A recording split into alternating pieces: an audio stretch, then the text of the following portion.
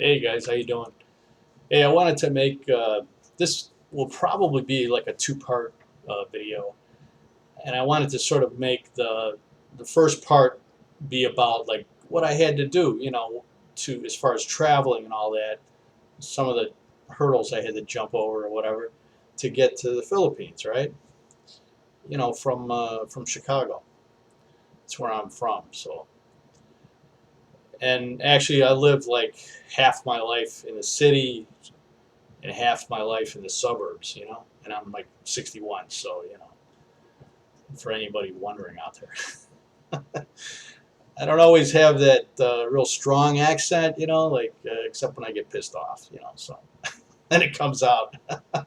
But it doesn't happen much here, though. My blood pressure dropped almost immediately after getting here. Seriously, I check my blood pressure now, like, because I take Losartan, right? 50 milligrams, which is the minimum. It's kind of a lesser medication. It's not real strong. Like it doesn't have side effects like some of the other stuff, right? But I noticed that I got a monitor. I got a wrist monitor, and I used to check it at night when I was in the States before I came here. And it was always okay at night. Kind of less stress when you're just sitting there watching TV or whatever. But I noticed since I've been here, I check it during the day and it's low. Like even during the day. So I'm like, wow, that's pretty cool. But anyway, I want to give a little background. Like, in other words, okay, so the Philippines opened up finally, right? Like in February, was it February 10th or something like that? I believe was the date. So I probably waited, at least a week or two, right, to make sure that it was going to stay open and all that before I went and bought a ticket, right? So what I did was I bought initially, all right, back in February, whatever it was, in the 20 something of February or whatever, probably a week or two after the Philippines opened up to tourism. I bought a ticket on EVA Airlines, all right, because that's usually the way I used to go. I've been to the Philippines 5 times, and pretty much every time I went EVA, and actually the last like 3 times or whatever, they had a nonstop flight from Chicago all the way to Taiwan. So it's basically like about a 16-hour flight, okay? And then there's like a 4-hour layover or something like that, right? And then, Taiwan to Manila, which is only about a 2.5-hour flight. So that's the way I used to go. And I used to like it because it left Chicago after midnight.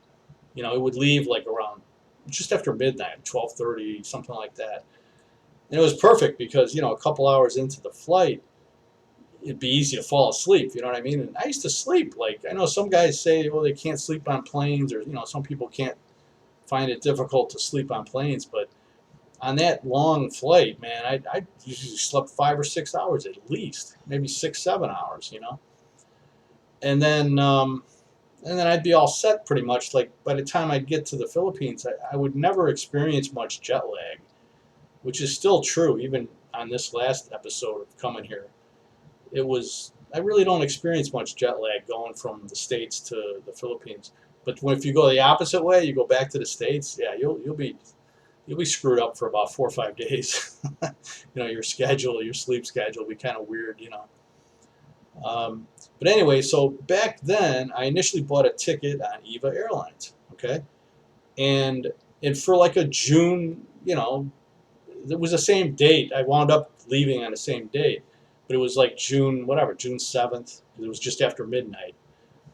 So it was June 7th, you know, leave date. And so I almost did this almost like, 3.5 months in advance, right? But then I started watching EVA because they were closed, right? Like their Taiwan airport, which is their hub in Taipei, they weren't allowing sort of inbound foreign flights, you know. I think all their flights were just within Taiwan and maybe China and stuff like that, but they weren't allowing any. So I kept an eye on that because I'm thinking, well, by June they'll be open, right? Wrong. So, what happened was I kept watching it and it didn't, it was like June 1st. They were still closed until June 1st, right? So I started thinking about it.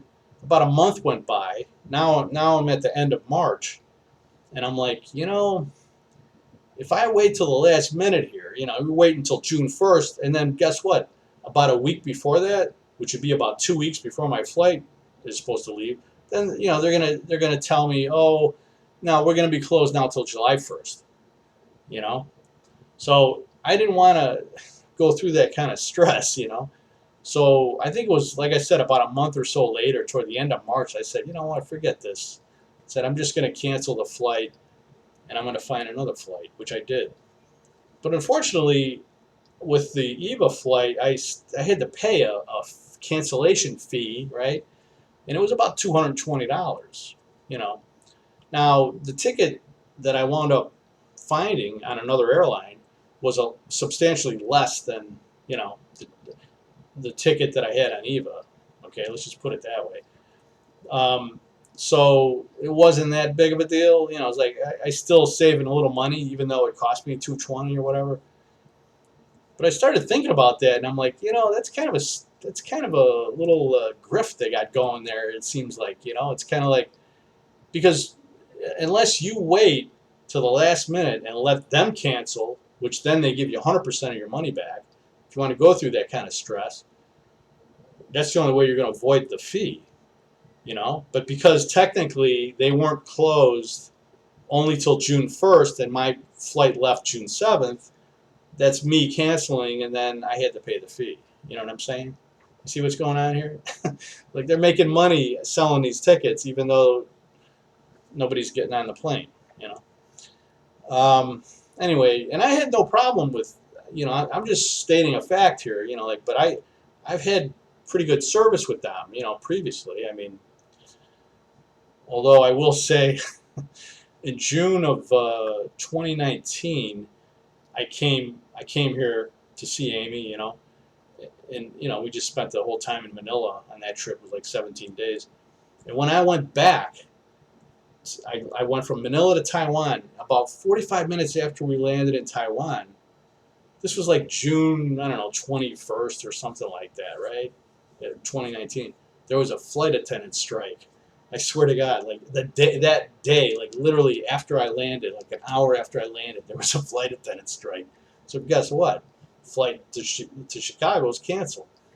And I'm like, oh man. And anyway, that was a whole nother conversation. But they wound up getting me back to LA, or getting me to LA, and then I had to spend a night in LA, but they paid for the hotel. And then the next morning I got United to Chicago from LA. So I got home a day late, but I didn't have to pay anything extra, right, per se.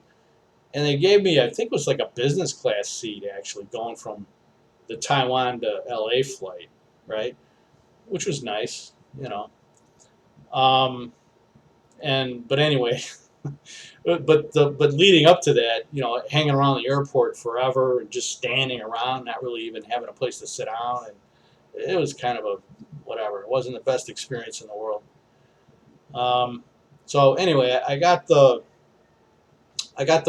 flight, right. The I canceled EVA, paid the fee, found another airline, which was actually Qatar, and I bought a ticket through them. Okay, and that was fine. Uh, I elected to do the like one-way ticket, and then I bought not a forwarding ticket. Those like rented tickets. I didn't want to take that chance, even though I'm sure they're fine, but I didn't want to risk it. So I just bought a ticket, like what they call a throwaway ticket. Um, you know, on another on a Asian Airlines, going to like Singapore. It was like 70 or 80 dollars, I think it was, right? Just one way, like just to leave Manila within the 30 days that they give you, the automatic 30-day visa that they give you when you arrive in Manila. You just have to leave before then, right? So I did, and I mean, I bought that ticket. So basically, the difference was, though, right? The departure time was similar. The Qatar out of Chicago, it was like 1 in the morning. So it was. I'm like, oh, cool. I should be able to sleep on this flight. And it was Chicago to Doha, I think it is, their airport in Qatar, their hub in Qatar, their home base. So I went there. That was the first leg, and that was about 12 and a half hour flight. And then there was an 8 hour layover, which is longer than I usually have. I usually do like 4 hours, 3, 4 hours on the previous flights here, right? So I did that, and I'm like, okay. It was a pretty nice airport, actually, Qatar. I was kind of impressed. It was pretty big. If you're lugging around a bag, like your personal bag, and it weighs like 20, 30 pounds, you might want to, they got carts all over the place. You can get those carts, so you don't have to lug it around. But, it is a pretty big airport, like area-wise, so you could do some walking. But, they got some decent restaurants, and, it wasn't too crowded, and it was okay. It wasn't a bad layover. And then the flight from Qatar to Manila was, I think it was a little bit less than what they initially said. It was like 8.5 hours, I want to say, right? Something like that. Yeah, something like that. 8.5 hours, I believe. So it was about 21 hours of flying. Okay, so it was a little bit more than if my previous flights from Eva, right? Those were like 16 and then 2.5 or whatever. So whatever. It was about 3 or 4 hours more, flying. And I tell you, the next time if I go back to visit the States, which I plan on taking Amy with me too, like maybe in 2 years, 1 or 2 years, back to see my relatives and my family, my brothers and all that, nephews, and all that stuff, right? Cousin. And, you know, I I'm thinking it would make sense to save up and just kind of do like a business class seat. Because I don't know if I could do another coach deal. I've done it like 6 times now, economy coach. And man, I don't know, it's just brutal, man. I mean, I guess if you're 30 years old, it probably wouldn't be bad, but it's just, you don't always have time to walk around the aisles, like I try to do in previous flights. This time it just seemed like the aisles were thin, and then people, it's like there wasn't really a lot of chance to kind of stretch your legs, except when you went to the bathroom, or whatever. But yeah, it was kind of, you just wanted to get it over with. You know what I'm saying? But so anyway, all right. So what did I need, right? You're probably wondering, what the hell did you need, Tom, to get here? Because I'm fully vaccinated and boosted. Okay, so luckily for me, about May 30th, like a week or so before my flight, they did away with. I didn't have to test. I didn't have to get a negative COVID test in order to get on the plane, right? So that was nice. That was like one less stressful thing to have to deal with. um, the but I will tell you though, it's not like oh great, now I can go invite 50 people over to my apartment and not care or something, oh, let's get COVID. That's not how it is, at least not with me, because I'm thinking, okay, that's great that I don't have to test, but you still don't want to. You still want to be careful because what if you show up at the airport, and whether it's Chicago or Manila, and you're hacking and coughing and this and that, and you got all these symptoms. What do you think's going to happen, man? You know what I mean? Then they break out the temperature gun, and then which they weren't doing, by the way, automatically.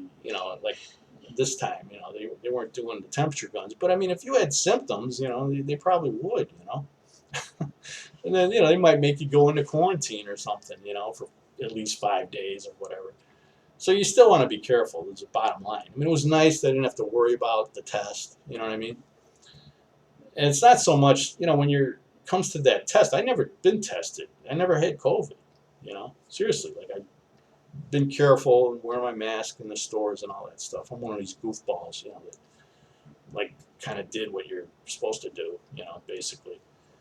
But and as a result, like I said, I was pretty careful and everything, and never got it. So, and it's funny because after 2.5 years of the pandemic, then now you're in that mindset where you're like, shit, I don't want to get it now.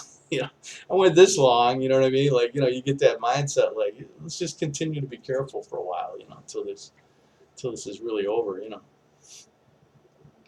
But all right, so okay, so I didn't need the test, right? I did not need travel insurance. However, I already bought travel insurance. Now I could have canceled it and probably got all my money back. I went with Safety Wing, by the way, you know.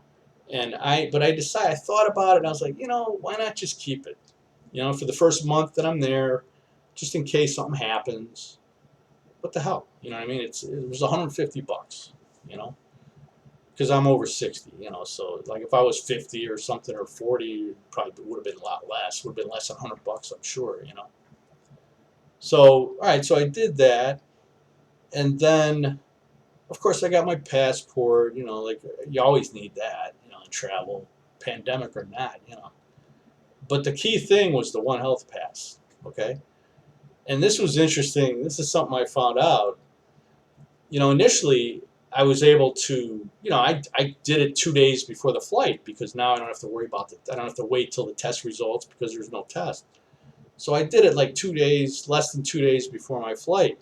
I did the One Health Pass, and I did it on my phone.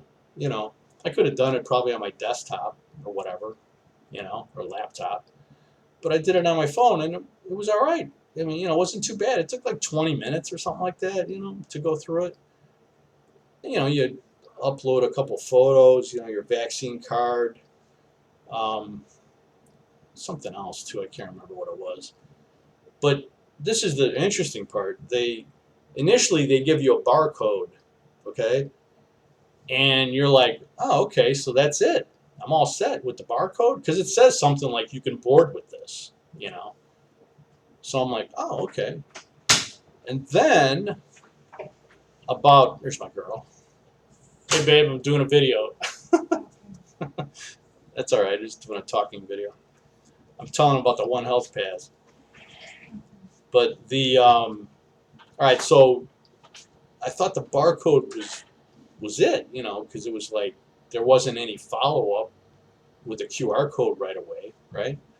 So then I noticed about the day of my flight, I think it was about 6 hours before I left. I was still at home or whatever. Actually, I was at the UPS store. I was returning all my Xfinity equipment because you could just go to one of their stores to return it. You don't have to go to the Xfinity store or whatever. So I was there, and I got a notification on my phone, just an email, and it was a QR code, from the One Health Pass. So I was like, oh, and well, that turned out to be important because that was like your ticket, man. You know what I mean? Like when I arrived at the airport in Chicago, that's the first thing he asked for. Actually, the very first thing he asked for was the weight of my carry-on bag, which was like, really? And so I'm like, oh man. And I knew it was overweight. It was like maybe 8 pounds overweight, right? They give you like 15, what is it, 15 pounds? 7 kilograms? So I'm like, are you kidding me? That's the first thing he asked me. Seriously, even before the One Health Pass. So I'm like, which one? I got a personal bag. He goes, well, the both of them have to be a combined blah, blah, blah. And I'm like, all right, I see where this is going. So I just gave him the one that, the luggage, the hard shell black bag. Gave him that. He weighed it. Oh, I'm sorry, sir. This is overweight. I'm like, all right, so what do I got to pay, man? Like, what do I owe you? No, no. He goes, you have to check this in. You have to check this bag in. And you got to go to the next window to do that. You know. But he finished everything else first, right? In other words, he finished checking in he put like a check tag on that bag, right? And then I had two other check-in bags, big bags, and they were a little overweight, you know. But it's funny how he didn't say anything about those because he knew. He goes, man, if I try to charge this guy for check-in bags too, he's gonna like jump out of his skin. And so he was kind of like moving the bag on the scale to make it okay, whatever. And I was like, I kind of knew what he was doing. Like, all right, I got you. And but then he says, "Oh, our conveyor belt's not working." They usually you just give them the bags, they put it on a conveyor belt, right, and that's it. But that night or whatever, the bags, the conveyor belt was having a problem. So he goes, "I'm sorry, sir, but you're gonna have to take it down to the end of the hallway there, and there's a drop area where you can give your check-in bags, And there's a lot of people there, man. Like this is O'Hare Airport, whatever. It's 9, 9, 10, or no, I'm sorry, it was like 5 o'clock. You know, the flight actually left at 8. They changed the flight time on the flight. I didn't forgot to mention it. It was supposed to be 1 a.m. They changed it to 8. It was about couple weeks before the flight. So this was like 5 in the afternoon or whatever. So I'm like, okay, um, you know, all right, whatever. So I check in, do everything with him, and like I said, he asked for the One Health Pass. Okay. Um, he never asked for the throwaway ticket, right? And I never did this before, because every other time I've been to the Philippines, I always had a round trip ticket because I always had to come back. So I didn't know how this worked, but from what I understand, they're supposed to ask for that at your origin, your airport of origin, which, Chicago in this case, did not ask. So I'm like, okay, just the One Health Pass and the vaccine card. He did ask for those two things.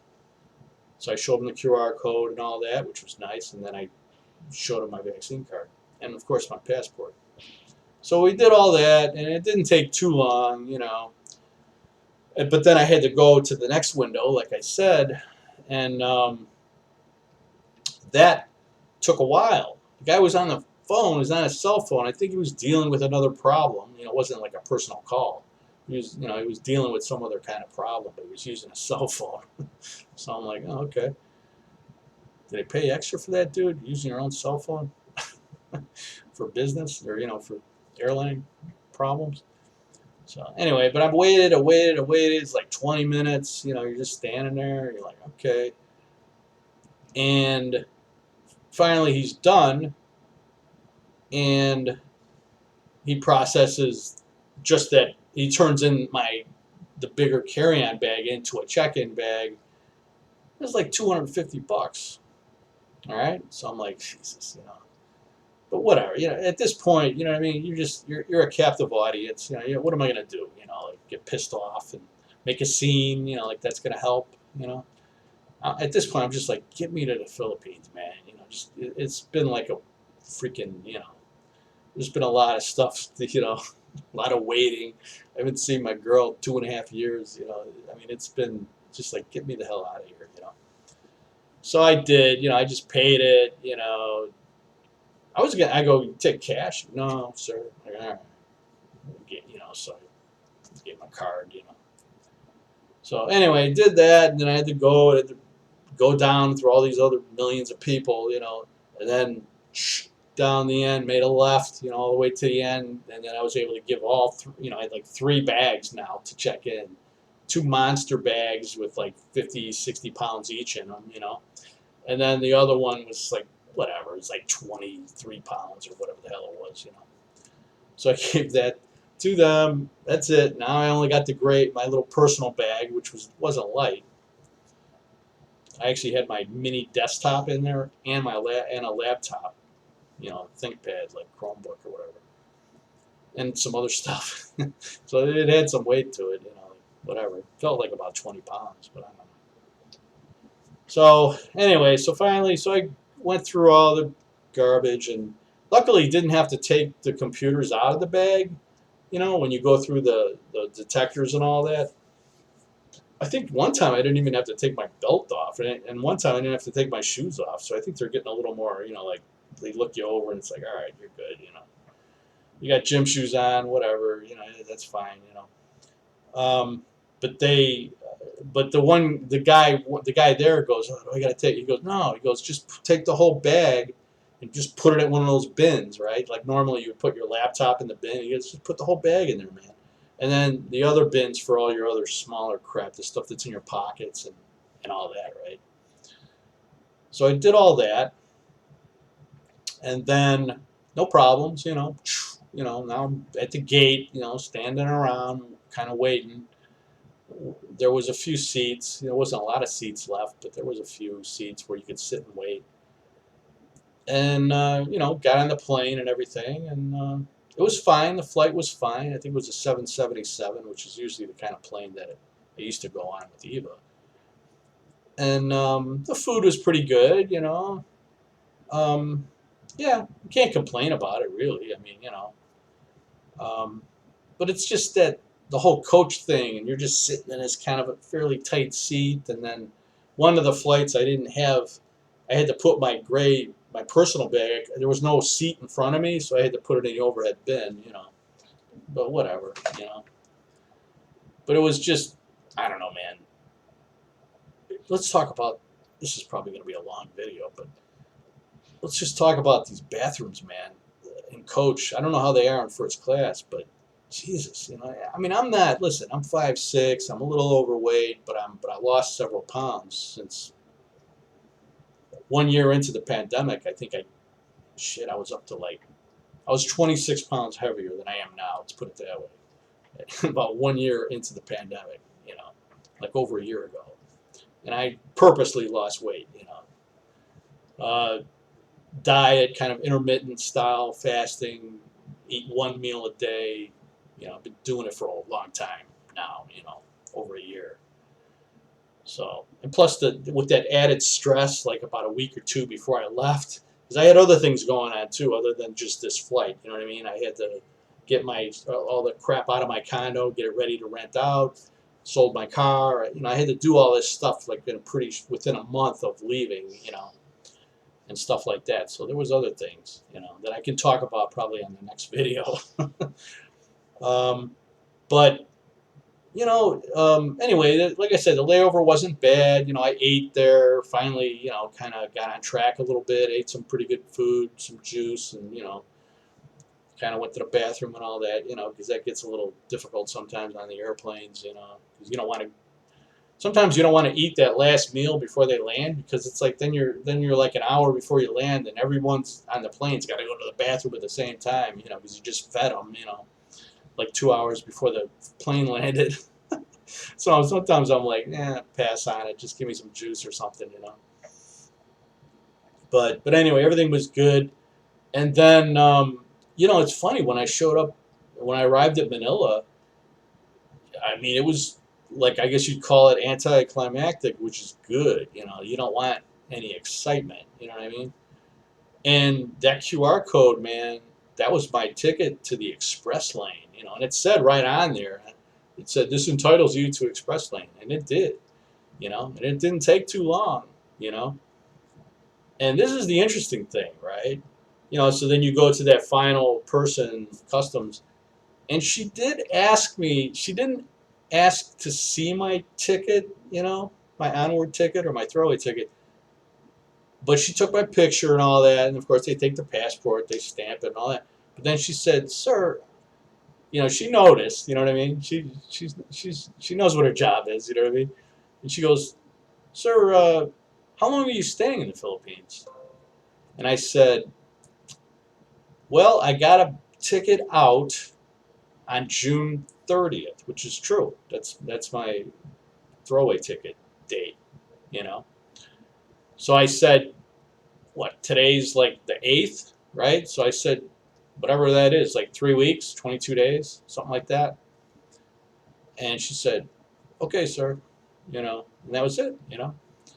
And then I went and got my bags, my freaking massive bags, you know, which again, I've never had that many bags coming here because I've always come here in the past for like 25 days, or whatever. Sometimes I just had a carry-on bag and a personal bag. That was it. I think one time I had a check-in, but it wasn't that much. So anyway, I got my bags. I mean, it took a little while, but it wasn't terrible, right? But this was the hardest part, right? You know, because I've already got a place to stay here with my girl. She already got a place, apartment, right? So And I said, don't come and pick me up because what if the flight is late and this and that. And you know what? The flight was late getting to the gate because there was weather. When we landed in Manila, I looked out the window, I saw lightning. So I'm like, oh geez. I used to work at an airport at Chicago like a long time ago, 30 years ago. And when there's lightning close to an airport, they suspend operations, okay, which means they basically shut it down. All the ramp service people go inside. Nobody's parking any planes. You know what I mean. You ain't doing nothing, until that lightning goes away from the airport. That's what happened here. We landed, we taxied, we got off the main, the runway or whatever, and then we parked for about 30 minutes maybe, just sitting there, like, and and then finally, the lightning moved away or whatever. And it's not the rain, it's the lightning. They don't want people getting electrocuted on the ramp. I can understand that because I used to work on the ramp. So anyway, so we finally parked, right? But it was like I said, 30, 40 minutes late, at least. And then, like I said, I did all the other stuff that I already mentioned. And then I'm like, okay, now I got to get a metered taxi, which I've done before, every other time pretty much. And man, there was like a freaking line. There was like 30 people ahead of me or something like that, 20 to 30 people ahead of me, or groups or whatever with luggage. And there was like three cabs, like, you know what I mean? Like, and it was real slow trickling in, the cabs were just like, the yellow cabs were just very, I was like, oh my God. So I mean, I waited for, it took at least maybe an hour and a half, maybe something like that. I don't know. I'd say an hour and a half, I think it took to finally get the cab, to be next, you know what I mean? And then get your cab. And there was right across the street, there was like white unmetered taxis or, those white taxis, but they had a huge line too, but there was more of them, so that line was moving faster, but I was like, I don't want to do that. In fact, I talked to somebody that was ahead of me that decided to go into that line or whatever, and they said they just needed to go to another terminal within the airport.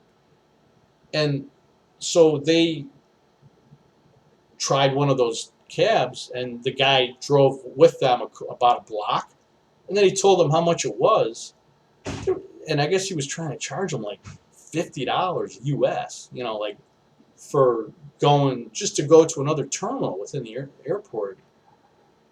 And so they got out, and then they were sort of like came back or whatever. I don't know what they wound up doing, but anyway, so I just stuck with my yellow meter taxi, you know what I mean? And it was and you know what? When I got it, the guy was good, no problems. He got Google Maps. He says, "Sir, it looks like it'll be about an hour." And I was trying to guess what the fare would be, like just the meter, not the including the Skyway, which is like the tollway, right? In Chicago, we got a tollway. You got to pay a toll, whatever, going east or west. And I've taken Skyways before. I recommend it, because it does take time off. You avoid a lot of traffic. You do have to pay, no matter. It depends on how far you're going, but you could pay up to $3, or whatever if you go all the way to the, through the end of the Skyway. But who cares, $3, 3.50, right? And that's what we did, and it took about an hour. But the meter itself, I was thinking, man, I knew what it was going to be the last time I was here, but now the gas prices are up like 50, 60%. So I'm thinking, all right, the meter's going to be at least 1100 peso, maybe 1200, right? And I was close. It was 1300, right? And so I'm like, all right, but then of course, plus the Skyway, which he paid for, but then of course I reimbursed him.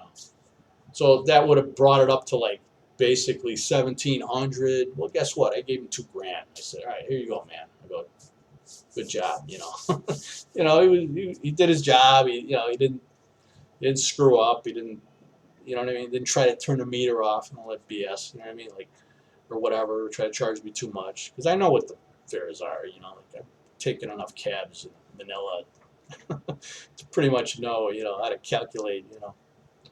So anyway, so that was that was it. I mean, and then finally I got here, and that was great. My Amy had a nice meal, huge meal made out for me, and welcome home, and or balloons and all that stuff. I didn't expect all that. I was really surprised, and yeah. But anyway, so that was pretty much my experience. So let me know if you got any comments or questions or anything. I'll try to answer them the best I can.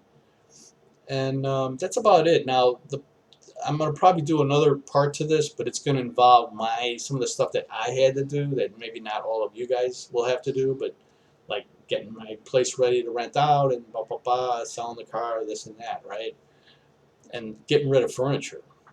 That's an interesting one, too. So, anyway, all right, I think I've jabbered on long enough. It's like 36 minutes here. So, I'll talk to you guys later, man. Have a good evening. Enjoy your day. I'll see you later.